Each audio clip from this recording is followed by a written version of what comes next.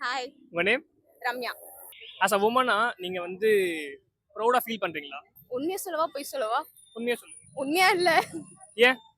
ஏன் அப்படின்னும்போது சொசைட்டின்னு ஒன்று இருக்குல்ல, லைக் அது ரீசெண்ட் டைம்ஸ்ல தான் நான் ஃபீல் பண்றேன். எப்படின்னா ஆஃப்டர் என் ஃபாதர் டெத் இப்போதான் 2 மந்த் ஆச்சு அப்பா இறந்து. அப்பா என் உயிரணுவில் வரமுன் உயிரல்லவா, மண்ணில் வந்து நான் உன்னகல் அல்லவா. அதுக்கப்புறம் தான் நான் அதை ரொம்ப ஃபேஸ் பண்ணிட்டு இருக்கேன். ஒரு பொண்ணா நம்ம வந்து இந்த வேர்ல்ட்ல வந்து ஃபேஸ் பண்ணக்கூடியது நிறைய இருக்கு. பிகாஸ் எக்ஸாம்பிள் நான் என்ன சொல்றேன்னா, எங்க அப்பாவுக்கு நான் கொல்லி போடணும் அப்படின்னும் போது கூட அந்த இடத்துல நான் நிறைய போராடினேன், நிறைய ஃபேஸ் பண்ணேன். ஆக்சுவலி என் கூட அப்போ இருந்ததும் என் ஃப்ரெண்ட்ஸ் மட்டும்தான். நீ இவ்வளோ தைரியமா அந்த இடத்துல பேச முடியுமான்னு தெரியல, பட் நான் பேசினேன். என் அப்பாக்காக நான் மட்டும்தான் நிற்பேன், என்னால் மட்டும்தான் பண்ண முடியும். பிகாஸ் அதுக்கு ஒரு 2 மந்த் பிஃபோர் என் தம்பியும் இறந்துட்டாங்க. இந்த நேரத்துல நீங்க யார மிஸ் பண்ற? தம்பி